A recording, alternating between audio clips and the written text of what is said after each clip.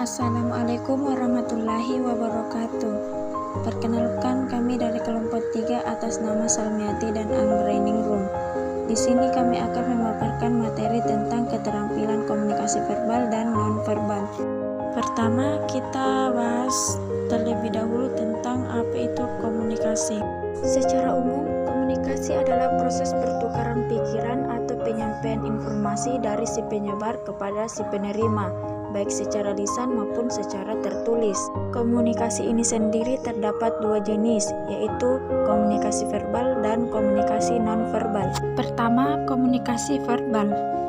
Komunikasi verbal adalah bentuk komunikasi yang disampaikan oleh komunikator kepada komunikan, baik secara lisan ataupun tertulis. Komunikasi verbal terdapat dua jenis, yaitu pertama, sisi pemberi, di mana jenis komunikasi ini dilakukan dengan cara berbicara dan menulis ide pesan atau maksud tertentu yang berguna sebagai bahan informasi yang akan disampaikan kepada komunikan. Kedua, sisi penerima, di mana komunikasi jenis ini biasanya dilakukan dengan cara membaca dan mendengarkan.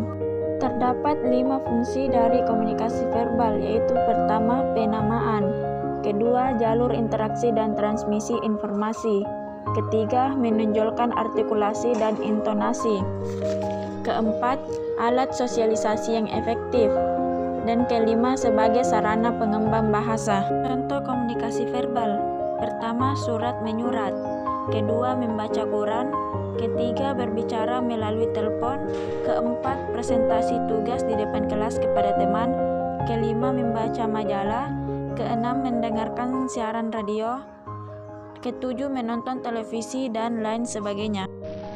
Komunikasi nonverbal. Komunikasi nonverbal adalah proses komunikasi di mana penyampaian pesannya tidak menggunakan kata-kata, yang umumnya menggunakan bahasa tubuh seperti gerakan tangan, ekspresi wajah, gelengan kepala, tanda, isyarat, dan sebagainya. Jenis komunikasi nonverbal yang pertama yaitu komunikasi objek. Kedua, komunikasi dengan sentuhan. Ketiga, komunikasi yang memanfaatkan waktu. Yang keempat, komunikasi dengan gerakan tubuh. Yang kelima, komunikasi dengan suara. Fungsi dari komunikasi nonverbal yaitu yang pertama, fungsi repetasi. Yang kedua, fungsi substitusi. Yang ketiga, fungsi kontradiksi. Yang keempat, fungsi aksentuasi. Yang kelima, fungsi komplemen. Contoh komunikasi nonverbal yaitu yang pertama, menggunakan bahasa tubuh seperti mengangguk-angguk kepala dan lain sebagainya. Yang kedua, menggunakan ekspresi wajah seperti dengan tertawa, tersenyum, dan lain sebagainya. Yang ketiga, memakai logo atau simbol seperti pada seragam yang dipakai seseorang, maka akan memberikan petunjuk identitas dan informasi dari pakaiannya. Nah, itulah penjelasan mengenai berbagai ruang lingkup tentang komunikasi verbal dan nonverbal. Terima kasih, semoga bermanfaat, dapat membantu dalam belajar untuk memahaminya.